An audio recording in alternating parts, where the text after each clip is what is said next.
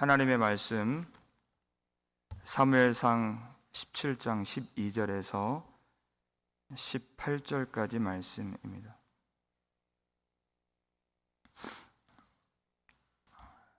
사무엘상 17장 12절에서 18절까지 말씀,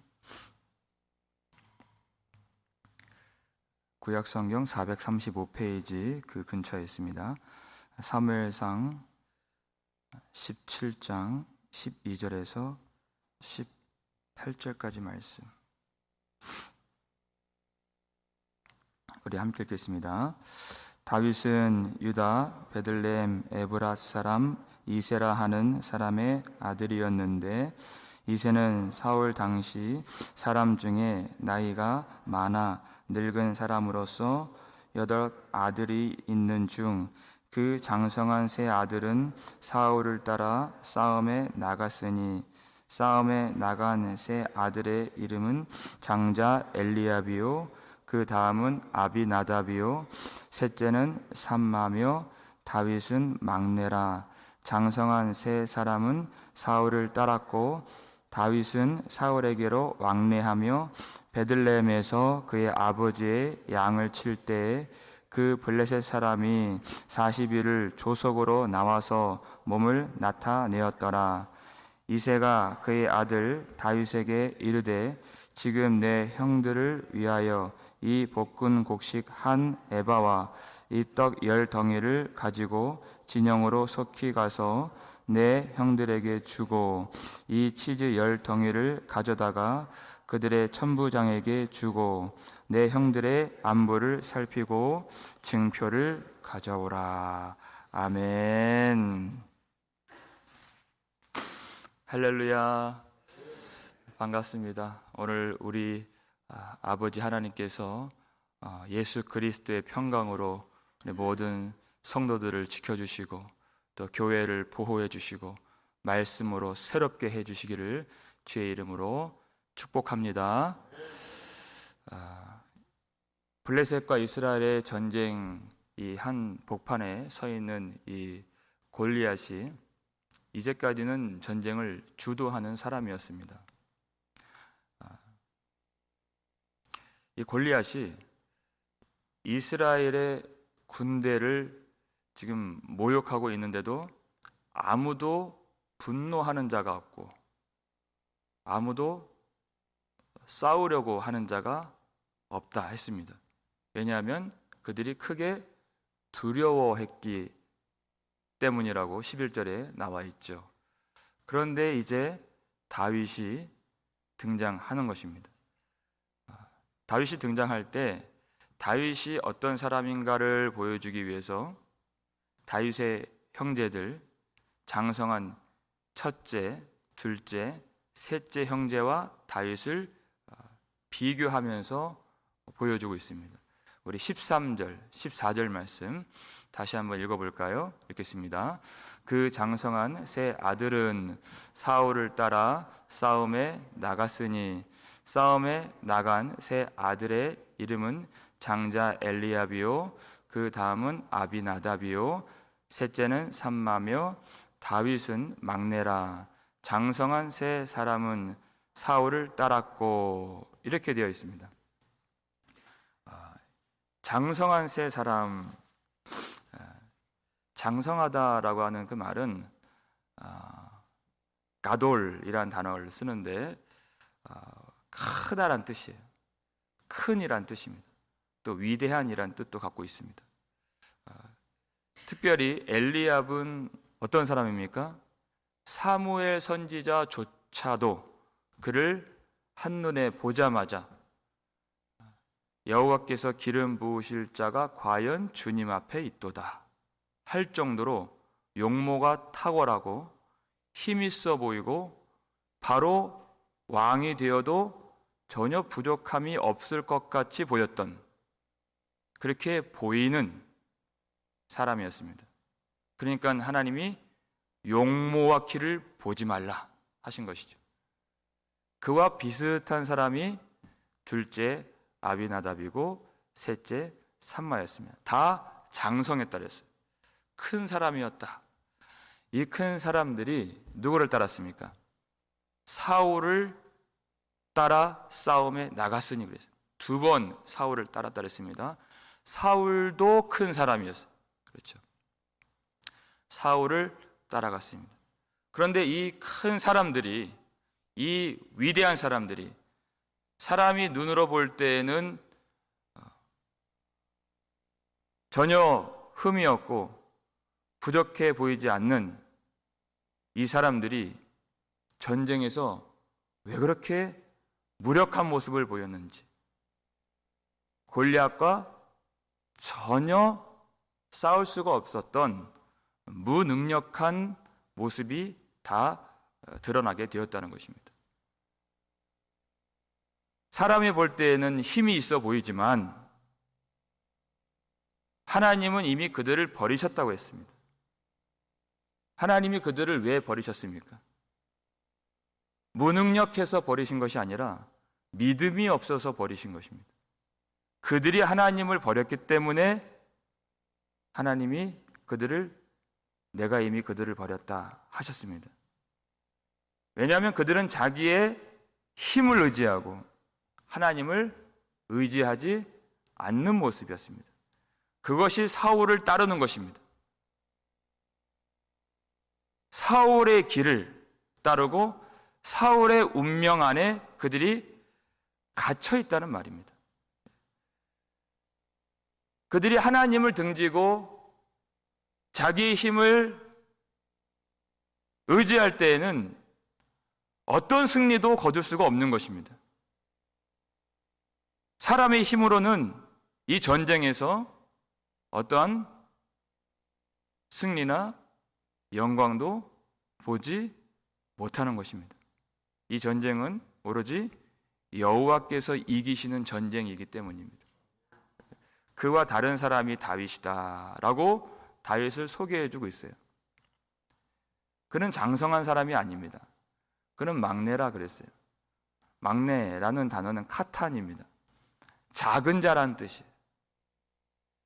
그는 작은 자고 사람들이 볼 때 어떤 일도 할 수 없을 것처럼 보이는 사람입니다. 그래서 이 전쟁 속에 들어가지도 못한, 다시 말해 사람들에게 버려진 사람이 다윗이다. 그가 무슨 일을 하고 있었습니까? 15절 보니까 다윗은 사울에게로 왕래하며 베들레헴에서 그의 아버지의 양을 칠 때 그랬습니다. 전쟁 속에 들어가 있는 사람이 아니다. 아버지의 뜻을 받들어서 양을 치는 다윗의 모습, 장성한 형제들과 다른 길을 걷고 있는 다윗입니다. 이 전쟁에서는 다윗이 어떤 일을 하게 될 것인가 기대하는 사람이 아무도 없는 사람이라는 것입니다. 그가 바로 다윗이에요. 그런데 그의 아버지 이새가 다윗에게 명령을 하죠. 어떤 명령을 주는가? 오늘 본문 17절, 18절 함께 읽겠습니다. 이새가 그의 아들 다윗에게 이르되 지금 내 형들을 위하여 이 볶음 곡식 한 에바와 이 떡 10덩이를 가지고 진영으로 속히 가서 내 형들에게 주고 이 치즈 10덩이를 가져다가 그들의 천부장에게 주고 내 형들의 안부를 살피고 증표를 가져오라. 아멘. 그랬어요. 이 막내 아들에게 음식물을 형들에게 가져다 주어라. 이렇게 명령을 한 것입니다. 여러분, 이 전쟁이 지금 이 이스라엘 나라가 군대를 모집하기는 했지만 이 국가적인 체계가 잘 갖춰지지 않은 것이 여기 잘 보여지죠. 전쟁에는 나갔는데 먹을 것이 없다는 것이. 자기가 먹을 것을 스스로 해결해야 되는 그런 상황인 것입니다. 그러니까 제대로 싸울 수 있겠습니까? 40일 동안 주야로 골리앗이 자기 몸을 드러내 보이면서 위협하고 두렵고 기진하고 피곤하고 배고프고 아주 절망적인 상황이라는 것입니다. 힘은 있지만 먹을 것이 없는, 그래서 싸울 수가 없는. 그런데 다윗이 어떤 사람으로 등장하게 됩니까? 자신의 형제들에게 풍성한 먹을 것을 공급해 주는 사람으로 먼저 등장하는 것이. 그는 전쟁 밖에 있는 사람이었습니다. 근데 그가 전쟁터로 들어가면서 먹을 것을 가지고 들어가는 사람으로 나타나요. 아무리 장성하지만, 아무리 힘이 있지만, 위대하지만 다윗이 공급해 주는 먹을 것이 있어야 힘을 차릴 수 있는, 그렇게 전쟁으로 들어가는 사람이 다윗이다. 다윗의 후손으로 오신 예수님께서 우리에게 해 주시는 일이 바로 이와 같은 일이다 하는 것입니다. 썩을 양식을 위하여 일하지 말고, 요한복음 6장 27절 보니까요, 영생하도록 있는 양식을 위하여 하라. 이 양식은 인자가 너희에게 주리니 그랬어요. 이 양식을 누가 공급해 주시는가? 우리 힘으로 사는 것이 아닙니다. 주님이 주시는 양식. 나는 생명의 떡이요 그러셨어요. 내 살은 참된 양식이요, 내 피는 참된 음료로다. 나에게는 너희가 알지 못하는 먹을 양식이 있으니 내가 너희에게 주리라. 주님이 공급해 주시는 것이. 우리가 왜 날마다 음식을 필요로 합니까? 먹습니까? 우리 몸을 위하여가 아니에요. 주님이 공급해 주시는 그 양식이 항상 필요하다는 것을 깨달으라 하는 것입니다. 주님이 주시는 하늘에 속한 신령한 은혜를 우리가 받지 아니하면 육신은 살아있을지 모르지만 살았다 하나 죽은 자 될 수밖에 없는 우리 자신인 것을 알라 하시는 것입니다. 주님이 공급해 주시는 그 양식, 그 생명의 양식, 생명의 떡이 되신 우리 주님께서 주시는 이 말씀을 우리가 먹기 위해서 오늘도 이 아침에 부지런히 나왔습니다. 오늘 17절 보니까요, 이새가 이렇게 말을 해줘요. 17절 말씀 다시 한번 보여주실까요? 후반 이 뒷부분 보니까 다윗에게 이 떡 10덩이를 가지고 진영으로 속히 가서 내 형들에게 주고 그랬어요. 이 형들이 양식을 구하는 내용이 안 나옵니다. 근데 이게 아버지의 마음이라는 거예요. 이 전쟁터에서 굶주리고 피곤하고 핍절한 것을 구하지도 않았는데 아버지가 알고 너는 빨리 가라, 그리고 양식을 전해주라 하는 것이에요. 여러분, 하물며 하늘 아버지께서 우리에게 필요한 것이 무엇인가 왜 모르시겠습니까? 우리가 얼마나 피곤하고 그리고 얼마나 기진하고 또 연약하며 굶주려 있는가 주님이 아신다는 것이. 속히 가라. 그래서 충성된 아들 예수 그리스도를 통하여서 오늘도 속히 주시기 위해서 이 이른 아침부터 우리가 주님 앞에 나와 있는 것이. 너희 중에 누가 아들이 떡을 달라 하는데 돌을 주며 그랬어요. 생선을 달라 하는데 뱀을 줄 사람이 누가 있겠느냐? 너희가 악한 자라도 좋은 것으로 자식에게 줄 알거든 하물며 너희 하늘 아버지께서 구하는 자에게 좋은 것을 주시지 않겠느냐?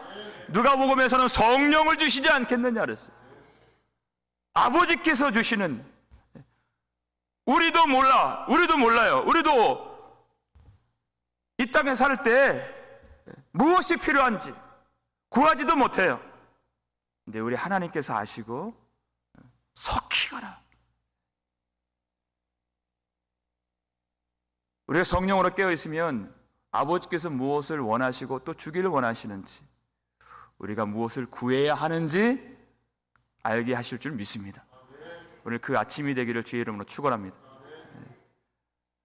이미 아버지께서는 다 준비해 놓으셨습니다. 하늘에 속한 신령한 모든 복을, 남김이 없이 모든 복이라 그랬어요. 예수 그리스도 안에서 너희에게 주리라 하셨습니다. 근데 재밌는 것은 이새가 은연중에 말을 했겠죠. 18절 말씀 뒷부분을 보실까요? 이렇게 되어 있어요. 내 형들의 안부를 살피고 증표를 가져오라. 이렇게 얘기했습니다. 오늘 설교 제목이 증표를 가져오라. 아버지의 마음이 천부장에게 있겠습니까? 아니죠. 아버지의 마음은 아들들에게 있는 것이. 그러니까 천부장에게도 선물을 주는 것입니다. 잘 봐달라는 것입니다. 아들들을. 근데 다윗이 아버지에게 받은 명령은 뭐냐면 형들의 안부를 살피고 증표를 가져오라. 제가 뭐 잘 기억은 안 나요. 어렸을 때 들은 것 같아요. 이 대목을 제가 어렸을 때 언젠가 들었던 기억이 나는데 그분은 그렇게 말씀하시더라고요. 증표를 가져오라. 그랬더니 아버지가 이 아들을 못 믿는 거예요. 못 믿어서 배달 사고 일어날까 봐 이 음식을 주면서 떼어 먹을까 봐 그 영수증을 떼어라. 이렇게 다윗이 구박을 받고 자랐다. 뭐 이런 식으로 이야기하는 걸 제가 들은 바가 있는데, 여러분, 이 하나님의 말씀은 복음으로 해석을 하는 것입니다. 십자가로 해석을 하는 것이. 그것도 어느 정도 일리는 있지만 더 깊이 들어갈 수 있는 것이 증표를 가지고 와라. 이것이 무엇인가? 증표라고 하는 말은 담보라는 말입니다. 지금 아버지의 마음은 이 형들이 여기서 안부를 살피다. 안부는 우리가 잘 아는 샬롬이라고 하는 단어예요. 아들이 지금 평강한지, 아들이 살아있는지 그 담보물을 가지고 와라.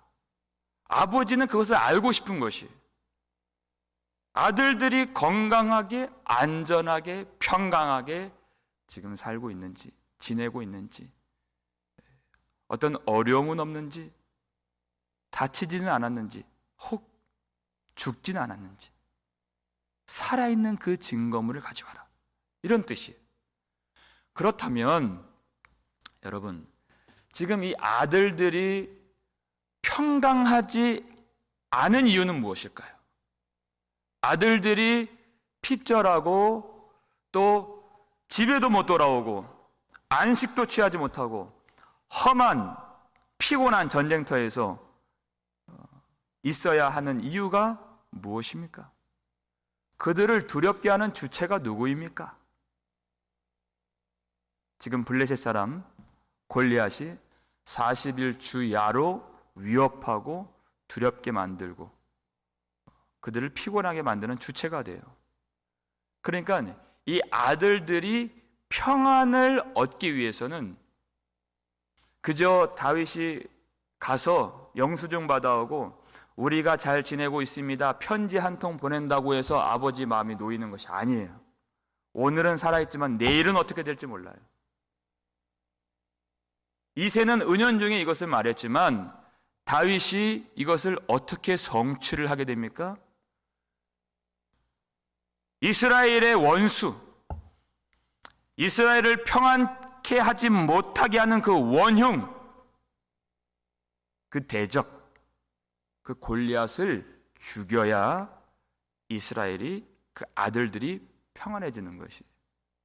그 증거물을 어떻게 가지고 오는가? 17장 57절을 볼까요? 읽겠습니다. 다윗이 그 블레셋 사람을 죽이고 돌아올 때 그 블레셋 사람의 머리가 그의 손에 있는 채 아브넬이 그를 사울 앞으로 인도하니. 아멘. 그저 종이 한 장 달랑 들고 오는 그런 증표가 아닙니다. 다윗의 손에 무엇이 들려 있습니까? 이스라엘 백성들을 두렵게 하는 그 몸을 내보였다 그랬잖아요. 그 몸에서 머리를 잘라버린 것이에요. 그 블레셋 사람의 머리를 그 손에 들고 돌아왔다는 것입니다. 이 승리의 증거, 증표를 다윗이 취했다는 것이, 골리앗의 머리가 잘려져야 이스라엘 백성들이 하나님 앞에 머리를 들 수 있는 것이, 골리앗이 죽어야 이스라엘이 살 수 있는 것입니다. 그 일을 누가 합니까? 작은 자 다윗이 그 일을 하는 것이. 여러분, 여기서 우리가 알 수 있는 복음이 무엇입니까? 다윗의 후손으로 오시는 예수 그리스도께서 승리의 증표를 갖고 계신다는 것입니다. 우리에게 그 승리의 증표가 있는가? 그 증거가 있는가? 그것을 주님이 묻기를 원하시는 것입니다. 우리가 이 피곤하고 핍절하고 두려움 많은 이 세상이라고 하는 이 전쟁터에서 그 승리의 증표를 갖고 있지 아니하면 도무지 살 수가 없는 것입니다. 우리 힘으로 안 됩니다. 어떤 사람도 자기의 키, 용모, 힘, 능력, 지혜 가지고 안 되는 것이. 주님이 어떻게 그 증표를 보여주셨습니까? 통치자들과 권세들을 무력화하여 드러내어 구경거리로 삼으시고 무엇으로 이기셨다고요? 십자가로 이기셨느니라. 골로새서 2장 15절 말씀이죠. 십자가로 그들을 이기셨느니라 그랬어요. 예수 그리스도께서 십자가에서 흘리신 그 보혈로, 그 피로 우리 죄를 씻어주셨습니다. 여자의 후손이 그의 머리를 상하게 할 것이요 그랬어요. 창세기 3장 15절에서. 우리를 두렵게 하고 괴롭히고 핍절하게 만들고 하나님과 멀어지게 만드는 그 죄의 세력을 십자가로 주님이 이기셨습니다. 그리고 주님은 부활하셨습니다. 우리를 평생 떨게 만들고 낙심하게 만들고 좌절하게 만드는 그 죽음의 세력을 주님의 부활하심으로 다 파하시고 우리에게 그 부활의 영광의 승리를 내려주셨습니다. 예수 그리스도의 십자가와 부활이 우리의 승리의 증표가 됨을 믿으시길 바랍니다. 십자가는 우리의 승리의 증거가 되는 것이. 우리의 힘으로는 하나님을 볼 수 없고 하나님 만날 수가 없습니다. 근데 이 십자가를 단단히 붙들고 보혈을 의지하여서 오늘도 이 아침에 우리는 하나님 앞으로 나아가 하나님이 하늘 위로부터 주시는 하늘의 평강을 누릴 수가 있습니다. 이것이 영생을 누리는 것이에요. 그 평강, 그 샬롬을 우리가 예수 그리스도의 십자가를 통하여 누릴 수가 있는 것입니다. 여러분, 우리가 오늘도 이 십자가의 이 증표, 우리의 승리의 증표, 승리의 증표, 영광의 증표가 되는 이 십자가를 단단히 붙들고 주님 앞에서 기도하시길 바랍니다. 그 피가 마음속에 큰 증거 됩니다. 내 기도 소리 들으사 다 허락하소서. 내가 주께로 나아갑니다. 나의 의로, 나의 선행으로, 내가 기도하는 열심으로 응답이 되는 것이 아니라 예수 그리스도의 십자가를 붙들고 나아갈 때 내 마음속에 큰 증거가 되는 그 십자가를 의지할 때 주님이 우리의 소리를 들어주시고 피곤하고 지치고 낙심되고 절망한 심령들 속에 하나님의 평강을 부어주실 줄 믿습니다. 우리가 이길 수 없는 그 모든 죄 세력들, 우리를 억누르는 이 세상의 권세와 그리고 죽음에 쏘는 것이 우리를 해하지 못하도록 오늘도 지켜주시는, 이미 다 승리를 이루신 예수 그리스도 안에서 십자가를 붙들고 주님께 기도할 때 하나님의 평강과 안식과 영광과 승리를 다시 한번 확인하는 저와 여러분 되시기를 주의 이름으로 축원합니다. 기도하겠습니다. 우리 아버지 하나님, 감사를 드립니다. 연약하여서 기도하지 못하고 두려움에 빠져 있었던 저희들, 흔들리고 또 쓰러지고 내 힘으로 도무지 살 수 없어 오늘도 이 아침에 주 앞에 나온 모든 심령들, 주님이 불러주신 은혜인 줄 믿습니다. 기도하게 도와주시고 주님을 찾도록 도와주시고 성령을 구하게 하시고 예수 그리스도 안에서 모든 복을 이미 주신 하나님을 찾을 때 그 놀라운 평강과 생명과 안식을, 그 승리를 오늘 누릴 수 있도록 도와주시옵소서. 무력한 자들에게 힘을 더하여 주시고 믿음 없는 자들에게 믿음을 더하여 주시고 살아계신 하나님의 영광과 승리를 오늘 맛볼 수 있도록 축복하여 주시옵소서. 모든 가정에, 모든 심령들, 지체들 가운데, 그리고 절망한 심령들 위에 하나님의 안식을 허락하여 주시고 하나님 살아계심을 볼 수 있도록 도와주시고 다윗의 후손으로 오시는 이 예수 그리스도 안에서 놀라운 영생과 부활의 승리를 오늘 경험할 수 있도록 축복하여 주시옵소서. 모든 가정 위에 이 평강을 부어 주시옵소서. 지치고 힘든 심령들이 있습니다. 질병 가운데 낙심되어서 내 뜻대로 되지 않는 일 때문에 절망한 심령들이 있을 때 주님께서 그 마음을 붙잡아 주옵시고 우리의 모든 마음을 다 주님께 드리며 전적으로 예수 그리스도 십자가를 의지하며 주님을 찾을 때 우리의 기도를 도와주시고 우리의 마음을 회복시켜 주시고 살아계신 하나님께서 하나님의 주권과 통치 안에서 우리를 끝까지 지키시고 보호해 주실 것을 확신할 수 있도록 그 믿음을 우리에게 내려 주시옵소서. 우리 모든 성도들, 가정들, 후손들 위에도 이 복을 허락하여 주시옵소서. 감사를 드렸고 우리를 구속해 주신 예수 그리스도의 이름으로 축복하며 기도 올리옵나이다. 아멘.